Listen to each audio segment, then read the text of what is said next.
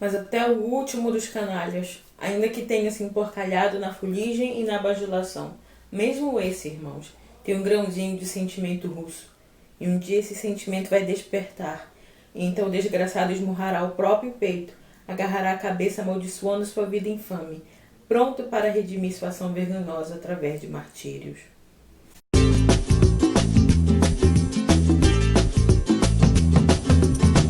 Olá, eu sou a Luma Carneiro, bem-vindo ao canal Extraordinário Leitor Ordinário e a resenha de Taras Bulba, escrito por Nikolai Gogol. Então, esse era o meu último livro da primeira metade dos livros selecionados para 2020, esse era o livro de junho, aqui está lido rapidamente, é um livro fininho, tem menos de 200 páginas, é bem menos de 200 páginas. Essa história então é uma novela de cavalaria que vai contar a história de Taras Bulba, é o nome de uma pessoa. E ele, então, está recebendo os dois filhos que estão voltando do seminário, estudaram, mas o Taras Bulba não é muito de filosofias, não. Então, esses dois filhos, que é o Ostap, que é o mais velho, e eu vou achar que é Andriy, o mais novo, acho que é assim que se fala, eles logo chegam, a mãe fica toda feliz, porque vai recepcionar os dois filhos que passaram muito tempo longe, e ela acha que ela vai ter no mínimo umas 2 semanas para curtir eles, mas o Taras Bulba começa a beber e ele muda muito rápido de opinião. O que seriam 2 semanas, mal são 24 horas, porque ele decide logo no outro dia, para tirar um pouco toda essa sabedoria, essa multidão de palavras da cabeça dos meninos, que não são tão meninos assim. Ele logo decide então levar os filhos para a região onde os cossacos zaparogos ficam, ali perto de um rio, que eu já esqueci o nome.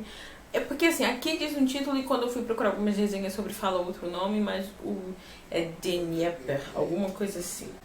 Então, ele leva esses filhos lá para a região dos cossacos zaparogos, que ficam perto desse rio. Mas então, o que são os cossacos? Os cossacos são um povo meio livre, né? Podem ser ucranianos ou russos, enfim, se misturam um pouco. Eles, apesar de um lado serem muito soltos, muito livres, muito farristas, muito dados à guerra o tempo inteiro, é meio que um exército muito informal. Por outro lado, eles mesmo têm suas próprias regras, né, de líderes e de eleições. Então a gente tem esse balanço aí de pura anarquia por um lado e uma certa hierarquia por outro. Os dois ali, então, o Ostap e o Andriy, se destacam.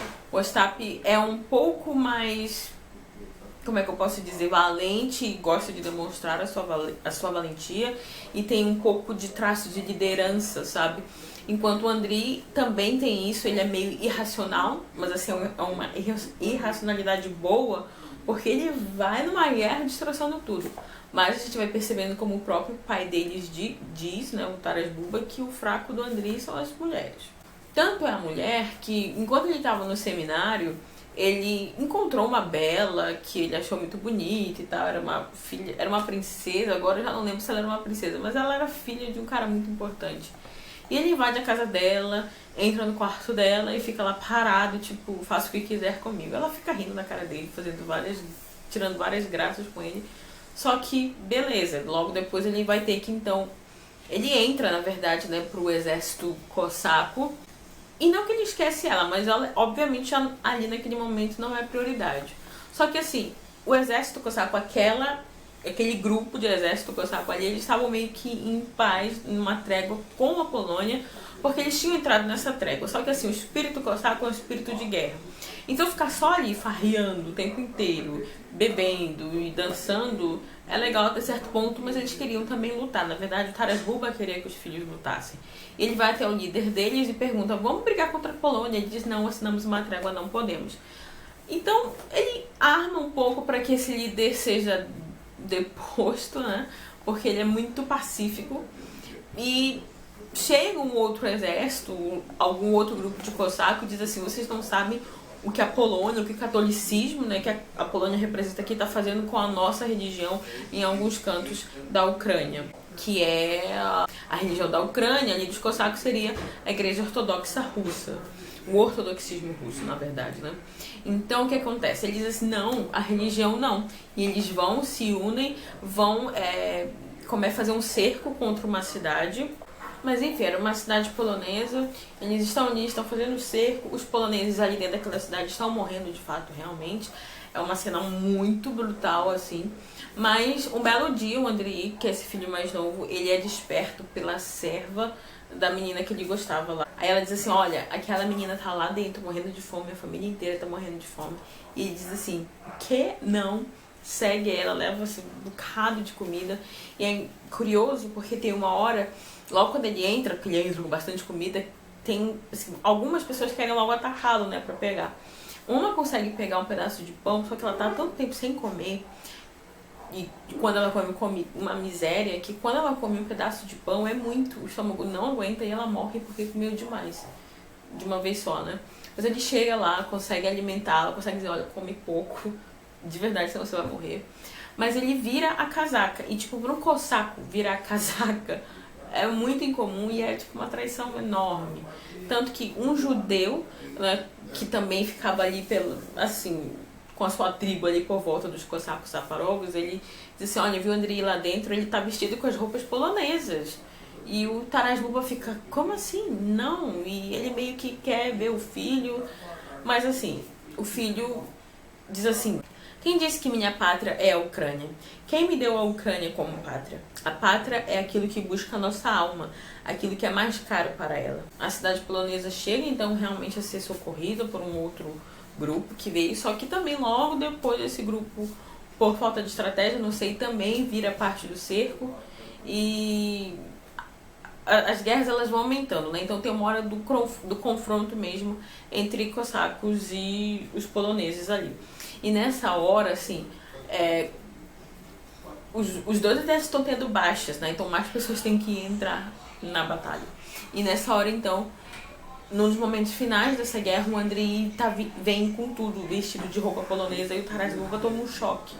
Só que o Andrei, até então, ele vem tendo destaque mesmo na história, que chega uma hora que eu me perguntei, mas por que o nome é Taras Bulba? E o Andrei tá muito em foco aqui. O livro é pequeno, então... Mas logo o Taras Bulba pede para que, então, alguns amigos, assim, cossacos, atraiam o Andrei para um bosque, e ele é atraído, e lá, tipo... O Andrei não tava vendo nada, não tava vendo ex-amigos, ele tava vendo inimigo. Só que nessa hora que ele é atraído pro bosque, ele vê o pai dele, só o pai dele ali, ele parece que dá um estalo nele, né? Então o pai dele pede pra ele descer do cavalo. Ele desce assim como se ele tivesse 5 anos obedecendo o pai. E o pai dele diz assim, eu dei sua vida, eu vou tirar. E ele realmente mata o Andrei ali. Eu fiquei assim, tipo, uma cena muito crua, sabe? Uma cena assim, sem muito... como é que eu posso dizer? Eu esqueci a palavra agora, mas sem muito efeito, sabe? Sem muita enrolação, é pá, pum. Mas logo depois, o Ostap também é capturado. E aí, tipo, o Taras Bulba quase morre também. Ele é capturado, mas pelos próprios cossacos, né? E é afastado. Porque ele fica pensando no Ostap. O Andrei já foi na cabeça dele, morreu já mesmo, assim. Mas o Ostap fica, porque ele não sabe se o Ostap morreu, ele não sabe se o Ostap conseguiu se libertar, ele não sabe se o Ostap tá preso. E ele fica remoendo aquilo, resolve voltar com a ajuda daquele judeu. Ele até consegue chegar muito perto de ver o Ostap, só que logo descobre porque ele chega disfarçado. E aí ele tem que dar uma fugidinha. O que vai acontecer então? Naquele dia, ele quase consegue tirar o Ostap da prisão, só que no dia que eles estavam começando a planejar, era o dia que ia começar a matança então, desses cossacos que tinham sido capturados. O Ostap, para dar um exemplo, porque era um grande líder, ele chegou até inclusive a ser um líder formal mesmo, era o primeiro. E assim, gente, não é só, sei lá, guilhotina talvez, é toda uma roda de tortura que ele teve que passar, sem dar nem, olha, presta atenção nisso, sem falar nada, ele não abriu a boca para falar um ai, e na hora da morte ainda chamou pelo pai. Isso te lembra, sim, a morte de Cristo, né? O Taras Bulba tá lá, né, e diz assim, pai, você me ouve? Alguma coisa assim. Ele fala, sim, meu filho. Aí descobre o Taras Bulba. Não demora muito, capturam o Taras Bulba. E o final do livro é o Taras Bulba sabendo que vai morrer, tá ali capturado, mas ao mesmo tempo ajudando os outros cossacos a fugirem, né, porque eles estavam sendo quase cercados. É uma história muito cruel, as guerras assim, tipo, tem uma cena, tem umas 2 cenas assim, mas a primeira foi mais impactante, que é assim, o personagem A mata o personagem B na guerra, obviamente são inimigos. O personagem B é assassinado pelo personagem C, que logo em seguida é assassinado pelo personagem D, que logo em seguida é assassinado pelo personagem E. E você fica assim, oi? Sabe, tipo, é sério. E tipo, obviamente isso é muito crível de isso acontecer numa guerra, mas ler isso é muito estranho, porque O Gogol faz todo o elogio ao personagem A, aí ele morre logo em seguida. Ele faz um semi-elogio ao personagem B e morre logo em seguida. Ele fala todo e morre. Eu fico. Tipo, quando ele começou a introduzir o personagem A, eu achei que vinha assim um ato louvável. E veio um ato louvável. Só que logo em seguida o cara morre, sabe? Mas qual é o refrão do livro aqui? O refrão do livro é a guerra entre religiões, né? Numa época que a Ucrânia era dominada ainda pela Polônia, nesse quesito de terras, mas não de religião. Mas tem uma coisa que o Gogol repete o livro inteiro. O Gogol, enfim, o narrador, né? Repete o livro inteiro. Que é assim: numa época como aquela, ou então naquele século, como se não acontecessem mais essas coisas, essas barbaridades que aconteciam. Então sempre às vezes quando algo muito brutal acontece, ele diz assim, mas isso era numa época daquelas, né? Só que, ok, a gente, quer dizer, algumas partes do mundo ainda deve acontecer isso, mas não é mais o normal acontecer esse tipo de guerra, de espada e tal. Mas as disputas ainda acontecem, né? A mãe ainda chora pelos seus filhos hoje em dia, no sentido de que geralmente o pai tem mais autoridade no futuro dos filhos, por exemplo. O amor ainda vence a razão em algumas horas, né? De não, tem que ser leal à minha família, ao meu povo, à minha religião, à minha seita, né? Digamos assim. E na hora da morte, todos esses soldados louvam a Rússia. Eu vou pegar aqui algum exemplo, ver se eu acho. Só para vocês terem uma ideia, então, acontecem 3 mortes em menos de 2 páginas. As 3 pessoas vão louvar a Rússia, dizendo assim: e que a terra russa se rejubile eternamente. Que a terra russa seja gloriosa até o fim dos séculos. E que a terra russa floresça eternamente. Então eles têm isso muito grande dentro. Tem mais um aqui, tem 4 na verdade. Que depois de nós se possa viver ainda melhor. E que a terra russa, amada por Cristo, brilhe eternamente. O que a crítica literária fala, né? Tanto aqui tem um pequeno texto aqui, deixa eu ver, eu não sei o nome do autor, só li o texto realmente. O Nivaldo dos Santos, quanto aqui a professora do meu livrinho de literatura russa, a Aurora Fornoni Bernardini, e sempre vão dizer que Taras Bulba é uma epopeia misturada com popular, misturada com folclore, né? É o folclore ucraniano, na verdade, né? A história se passa aqui pelo século XVI, mais ou menos, a história, mas o narrador claramente está mais à frente, tanto é que ele fala naquela época. É uma exaltação, talvez, ao folclore, né, ou às histórias populares da Ucrânia. É uma quase que utopia dos cossacos, assim, porque é muita fala. Inclusive aqui também o Nivaldo vai falar sobre algum texto do Bakhtin, sobre a obra, que pela visão do Bakhtin, se seguirmos, ele vai dizer: veremos que de fato a novela está envolta por uma atmosfera festiva.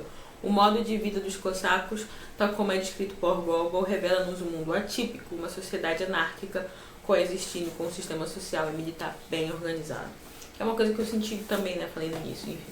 É um bom texto, assim, é um livro muito curto, mas, sério, assim, eu só não li numa tacada só, porque eu geralmente não leio livros numa tacada só, mas assim, a cada trecho que eu ia lendo, eu ia gostando mais, mas realmente o Taras Bulba se destaca aqui por toda essa valentia, por toda essa fidelidade e por ter vivido várias guerras. O Gustavo foi logo eliminado, mas o Taras Bulba viveu muito, apesar de ter tido o mesmo fim. Pessoal, é isso. Terminamos então a primeira sessão de livros para 2020. Inclusive, já saiu a segunda lista, não sei se você está sabendo. Foi semana passada, lá, mais 6 livros, então, mais o livro bônus. O livro desse semestre tinha sido Crime e Castigo, que também já saiu resenha, e o livro bônus do segundo semestre está lá no vídeo, que eu já devo ter deixado aí o link no card, ou em algum lugar no box de descrição também. Não se esqueçam de deixar o like, e caso tenham interesse, tá lá meu Instagram lá embaixo também. Agora sim, obrigada pela visita, voltem sempre, tchau!